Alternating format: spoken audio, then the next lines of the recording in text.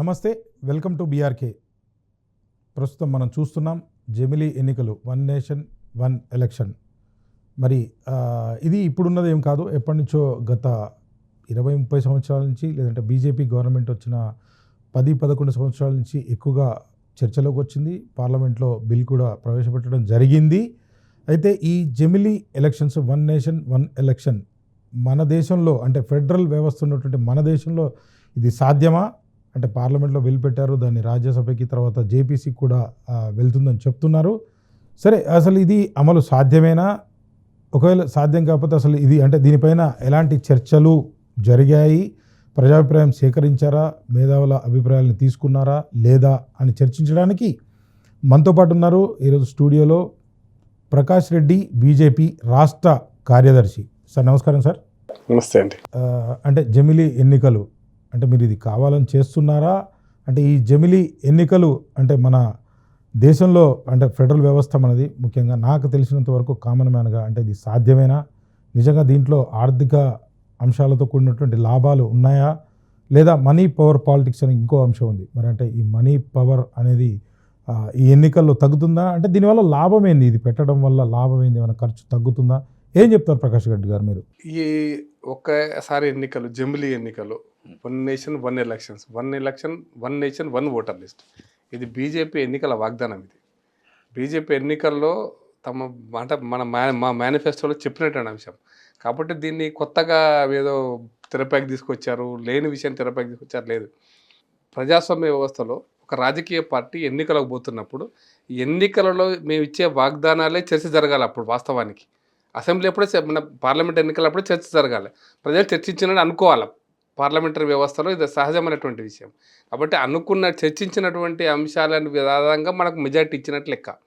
Majority ఇచ్చారు కాబట్టి తప్పకుండా మేము ఇచ్చిన వాగ్దానం నిలబెట్టుకునే కొనసాగింపుగానే ఈ యొక్క జమిలీ ఎన్నికలకు సంబంధించిన పార్లమెంట్లో బిల్లు వచ్చింది.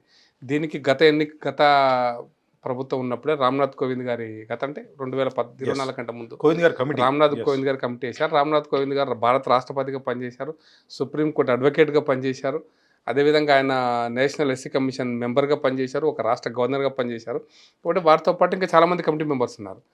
ఈ కమిటీ మెంబర్స్ అందరూ కలిపి ఇచ్చినటువంటిది కొన్ని సూచనలు, సలహాలు జమిలీ ఎన్నికలు జరగాలని చెప్పినారు. జరగడానికి కోసం విధి విధానాలు నిర్ణయం చేసేటువంటి ప్రక్రియలో వాళ్ళు మొత్తం రిపోర్టుని ప్రజలందరి యొక్క అభిప్రాయాలను తీసుకొని, ప్రజలందరూ అంటే ఎవరి స్టేక్ హోల్డర్స్ అందరి అభిప్రాయాలు తీసుకొని, అభిప్రాయాలలో వచ్చినటువంటి సారాంశాన్ని ప్రభుత్వానికి ఇచ్చారు.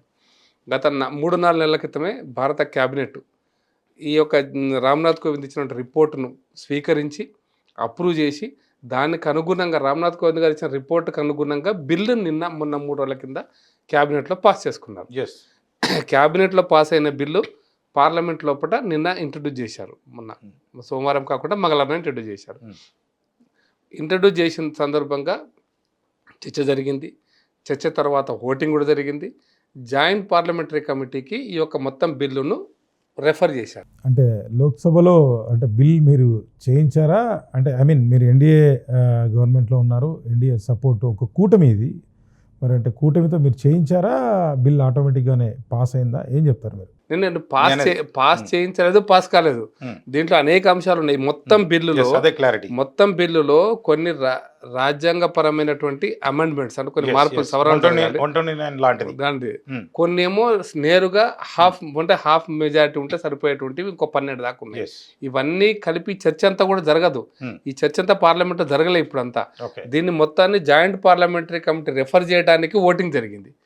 ఆ ఓటింగ్ లో మెజారిటీ బీజేపీ అంటే ఎట్లా ఉంది కాబట్టి మెజారిటీ సభ్యుల ఆమోదంతో దాన్ని జాయింట్ పార్లమెంటరీ కమిటీకి రెఫర్ చేసి, ఇండియాతో మెజారిటీ ఉంది కాబట్టి జాయింట్ పార్లమెంటరీ కమిటీకి రెఫర్ చేసిన సందర్భంగా జాయింట్ పార్లమెంటరీ కమిటీలో ఎన్డీఏ సభ్యులు ఉంటారు, ఇండి సభ్యులు ఉంటారు, ఈ రెండుకు చెందినటువంటి సభ్యులు కూడా జేపీసీలో ఉంటారు. ఎనీ బిల్ ఒకవేళ పార్లమెంటులో చర్చకు పూర్తి స్థాయిలో అవకాశం లేనప్పుడు దీన్ని ప్రతి పార్టీకి సంబంధించినటువంటి సభ్యుల యొక్క అభిప్రాయాలు తెలుసుకోవడం కోసమని జాయింట్ పార్లమెంటరీ కమిటీకి రెఫర్ చేయడం అంటే చాలా సహజమైనటువంటి విషయం. ఇది వకఫ్ ల్యాండ్ కూడా సంబంధించినటువంటి అంశం కూడా జాయింట్ పార్లమెంటరీ కమిటీకి పోయారు. ఇవి రెండు మనకు చాలా పెద్దగా అనిపిస్తుంది, ఎందుకంటే ప్రజల్లో చాలా చర్చ జరగాల్సిన అవసరం ఉందని. మీకు ఇంట్రెస్టింగ్ చెప్తాను శ్రీనివాస్ గారు, even national medical council bill అవుతుంది, ఎన్ఎంసి బిల్లు, ఇండియన్ మెడికల్ కౌన్సిల్కి సంబంధించి సబ్స్టిట్యూట్ బిల్లు, ఆ బిల్లు కూడా జేపీసీకి పోయింది. జేపీసీలో 1.5 years అది జేపీసీలో ఉండింది. అప్పటికి మీకు ఇంకా ఇంట్రెస్టింగ్, దాని ఆ జేపీసీ చైర్మన్ శివపాల్ యాదవ్, అప్పుడు ఎస్పీ పార్టీ నాయకుడు, దానికి జాయింట్ కన్వీనర్గా జయరాం రమేష్ గారు ఉన్నారు. అఫ్ కోర్స్ బీజేపీ మెజార్టీ ఉంది కాబట్టి మెజార్టీ సభ్యులు బీజేపీ వాళ్ళే. నేను జేపీసీ ఆ ఎన్ఎంసీ బిల్లుకు జేపీసీకి సంబంధించినటువంటి సూచనలు సలహాలు నేను ఒక డాక్టర్గా, ఒక బీజేపీ నాయకుడిగా నేను శివపాల్ యాదవ్కి ఒక రిప్రజెంటేషన్ ఇచ్చిన, జయరాం రమేష్ని కలిసి రిప్రజెంటేషన్ ఇచ్చిన, మిగతా మొత్తం 31 మంది ఉంటే దాంట్లో ఒక 4-5 నేను రిప్రజెంటేషన్ ఇచ్చిన, ఇవి ఉండాలంటే మా అభిప్రాయాలు, మా సూచనలని. జేపీసీకి రెఫర్ అయినటువంటి ఎనీ పార్లమెంట్ బిల్లు శ్రీనివాస్ గారు, ఇంతకుముందు గతంలో మీకు ఐడియా ఉంటుంది, 2013లో కాంగ్రెస్ ప్రభుత్వం ఏదైతే భూసేకరణ చట్టం తీసుకొచ్చిందో, ఈ భూసేకరణ చట్టం కూడా జేపీసీ ఆమోదం పొంది వచ్చింది. భూసేకరణ చట్టం తర్వాత ఏం చేస్తుందంటే జేపీసీ కూడా ఎప్పుడైనా ఏ జేపీసీ జాయింట్ పార్లమెంటరీ కమిటీ అయినా 30-31 డిపెండ్స్, వాళ్ళ ఒక సంఖ్యను బట్టి చేస్తారు. వీళ్ళు ఆ బిల్లును తీసుకొని ఈ 31 మంది చర్చిస్తారు. వీళ్ళతో పాటు స్టేక్ హోల్డర్స్ అందరికీతో చర్చిస్తారు, వాళ్ళు రాష్ట్రాలతో చర్చిస్తారు, ఎందుకంటే రాష్ట్రాల కనుక రిలేటెడ్ ఉంటే రాష్ట్రాలతో కూడా చర్చిస్తారు. దాంతోపాటు ప్రజామోదం కోసం పబ్లిక్ డొమైన్లో పెడతారు, వెబ్సైట్లో ప్రజల నుంచి అభిప్రాయాలను స్వీకరిస్తారు.